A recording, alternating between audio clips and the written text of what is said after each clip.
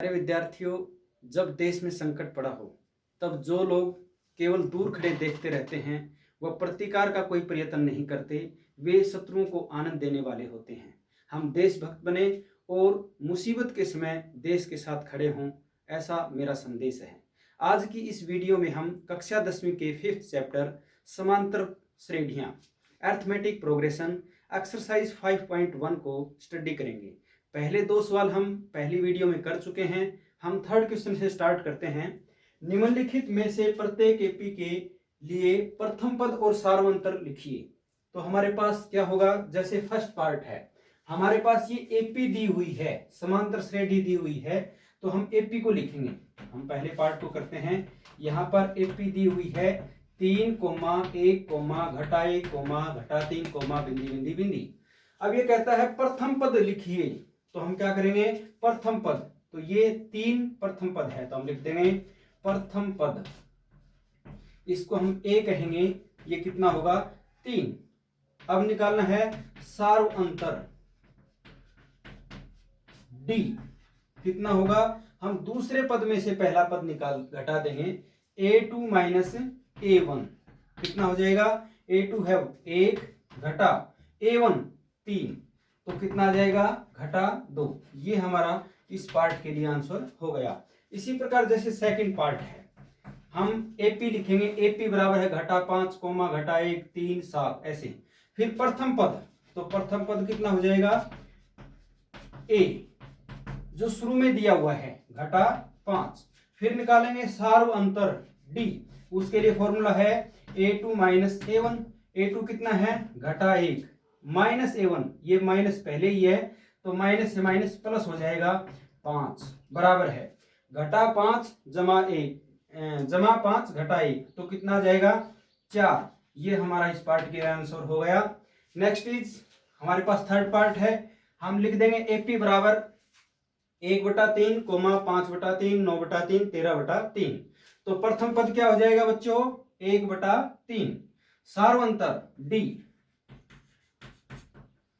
प्रथम पद को आप लिख लेंगे सार्वअंतर डी, कैसे आएगा, दूसरे पद में से पहला पद घटा देंगे, a2 माइनस a1, फार्मूला भी लिख लेना, 5/3 घटा 1/3, लघुत्तम ले लेंगे, कितना आ जाएगा 3।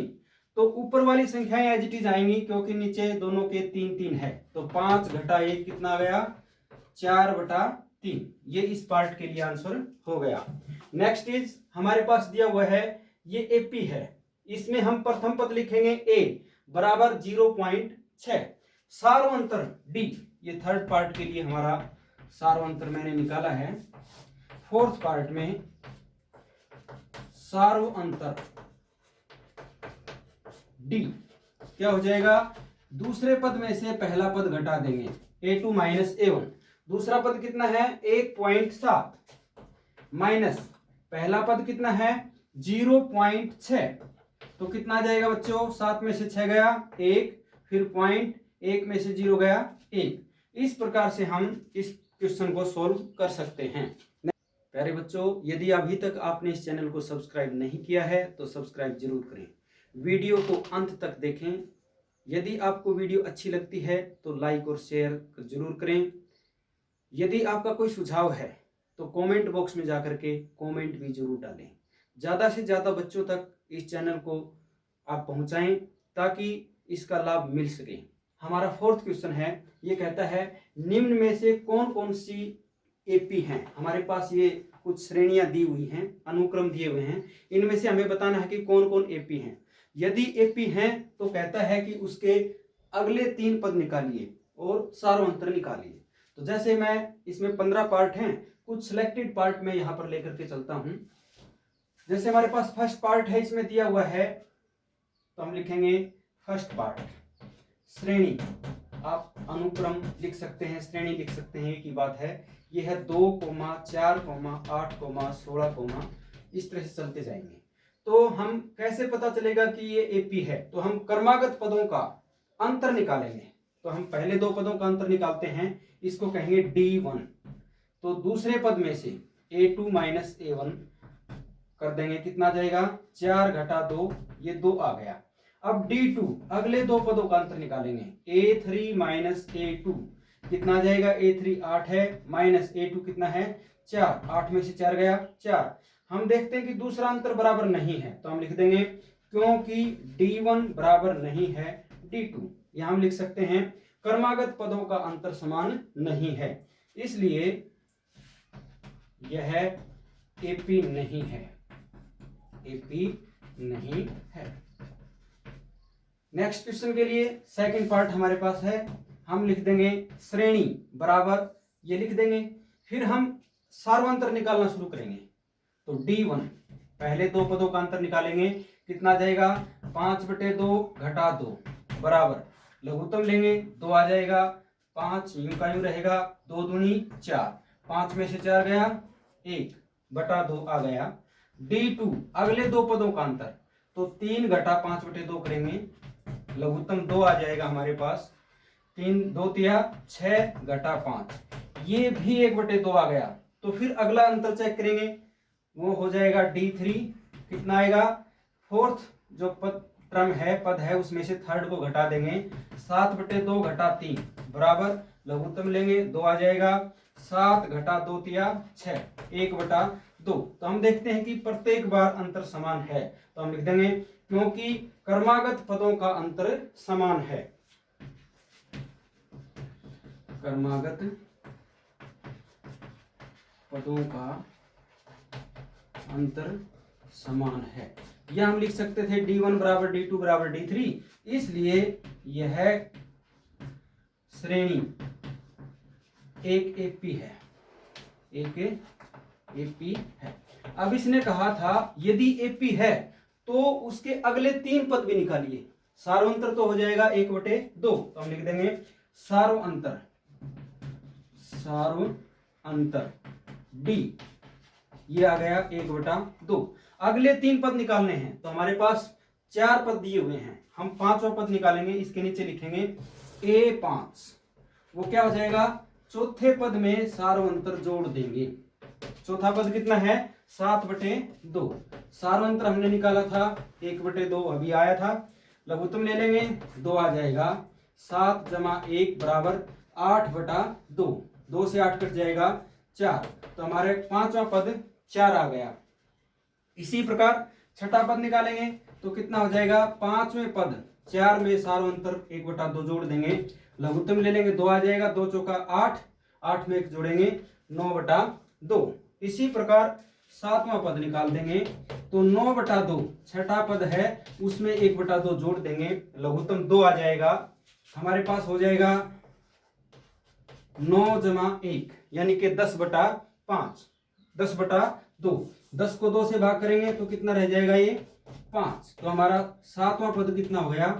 5। तो इस प्रकार लिख सकते हैं अगले 3 पद बराबर 4, 9/2, 5। अगले पार्ट के लिए फिफ्थ पार्ट में हमारे पास ये श्रेणी दी हुई है, हम लिख देंगे श्रेणी बराबर ये। अब हम सार्वंतर निकालेंगे, D1 पहले दो पदों का अंतर, तो क्या आएगा? A2 माइनस A1, हम बार बार फार्मूला ये ध्यान भी हो गया होगा। दूसरा पद हमारे पास है 3 + वर्गमूल 2, इसमें से पहला पद घटाएंगे 3, 3 + 3 घटा, ये कट गए, या हम कह सकते हैं घटाएंगे तो 0 आ जाएगा, ये बच गया वर्गमूल 2। अब D2 अगले दो पदों का अंतर, तीसरे पद में से दूसरा पद घटाएंगे, तीसरा पद है 3 + 2 वर्गमूल 2, दूसरे पद को घटाएंगे तो घटा 3 हो जाएगा और घटा वर्गमूल 2, 3 + 3 घटा, ये कट गए, 2 वर्गमूल 2 में से 1 वर्गमूल 2 गया, 1 वर्गमूल का 2 बच गया, ये दोनों बराबर हैं, तो तीसरा फिर निकालेंगे D3, चौथे पद में से तीसरा पद घटा देंगे, चौथा पद है 3 + 3 वर्गमूल 2, इसको घटाएंगे तीसरे पद को, घटा 3 घटा 2 वर्गमूल 2, ये रह जाएगा, 3 से 3 कट गया, 3 वर्गमूल 2 में से 2 वर्गमूल 2 गए, 1 वर्गमूल का 2 शेष रह गया। तो हम लिख देंगे क्योंकि क्रमागत पदों का अंतर समान है इसलिए दिया गया अनुक्रम एक एपी है। अब एपी है तो अगले 3 पद निकालने हैं, तो हमारे पास 4 पद दिए हुए हैं, हम 5वां पद निकालेंगे A5, तो क्या होगा? चौथे पद में सार्वंतर D वो जोड़ देंगे, चौथा पद कितना है?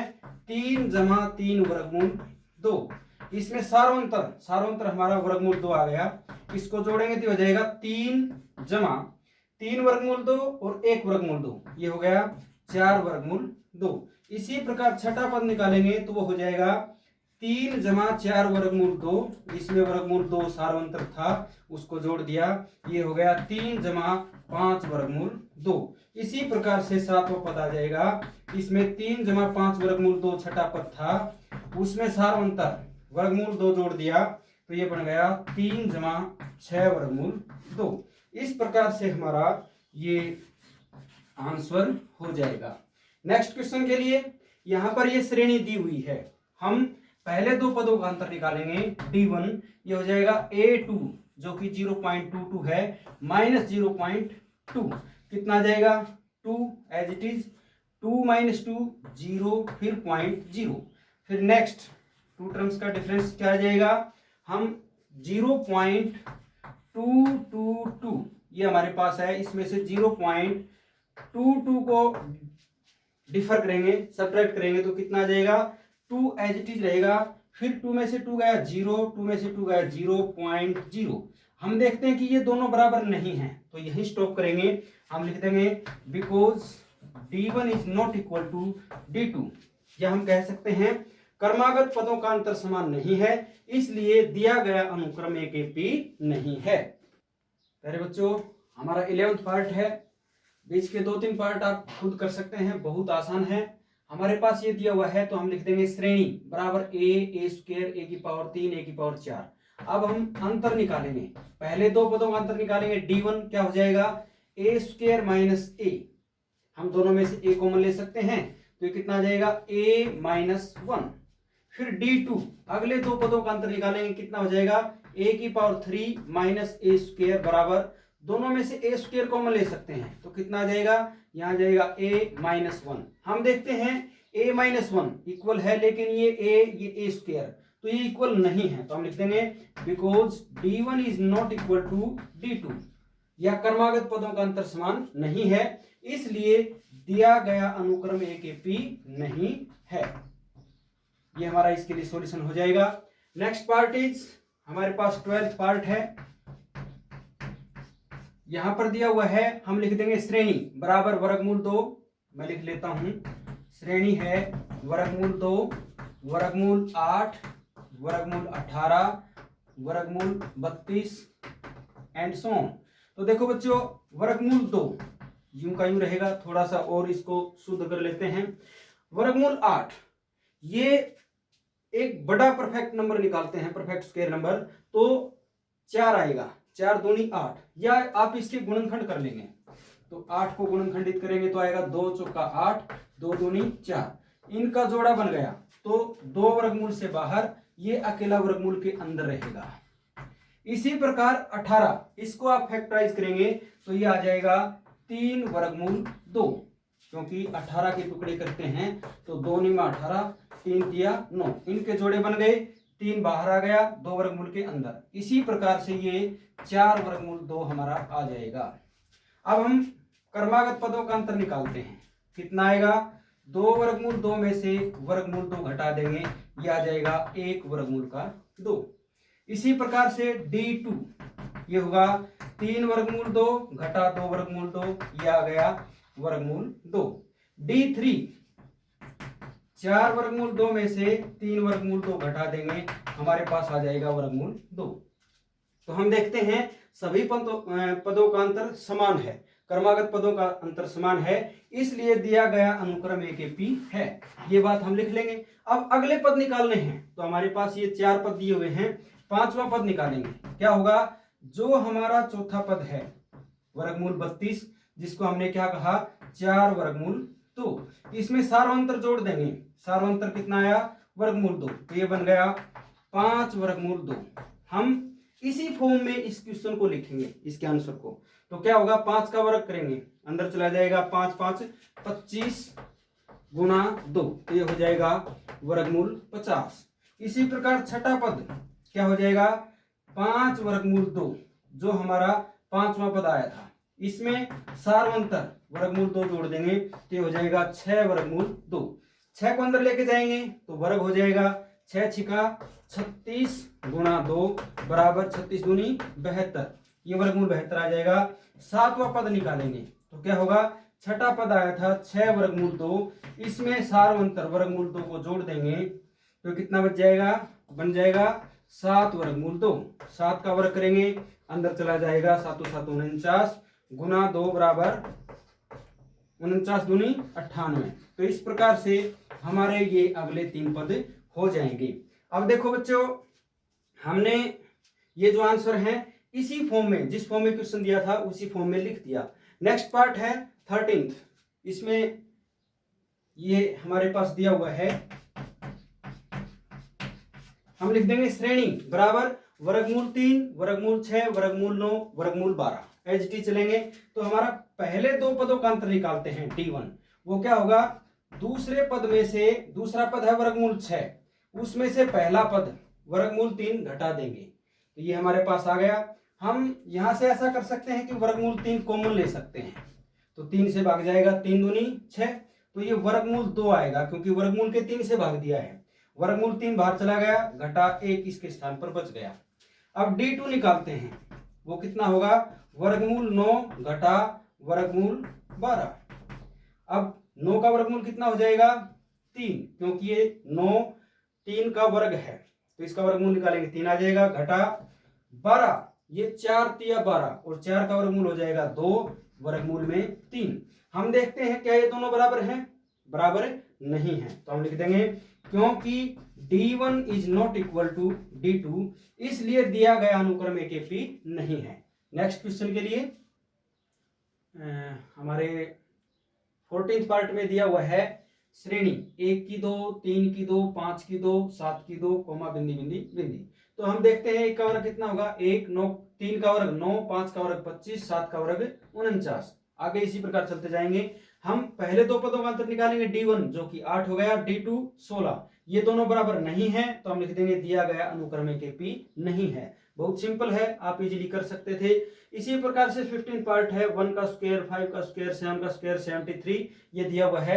हम 1 के स्क्वायर को क्या कहेंगे, 1 1 एकम 1, 5 5 25, 7 7 49 और 73। पहले 2 पदों का अंतर निकालेंगे 24, अगले 2 पदों का अंतर भी 24, फिर अगले 2 पदों का अंतर 24। तो देखते हैं कि क्रमागत पदों का अंतर समान है तो यह एक एपी है। हम अगले 3 पद भी आसानी से निकाल सकते हैं। 5वां पद कैसे निकालेंगे, चौथे पद में हम 24 सार्वंतर जो था हमारा वो जोड़ देंगे, ये हमारा आ जाएगा। आप सभी से रिक्वेस्ट है इस चैनल को सब्सक्राइब जरूर करें, वीडियो को लाइक करें। Thanks to all.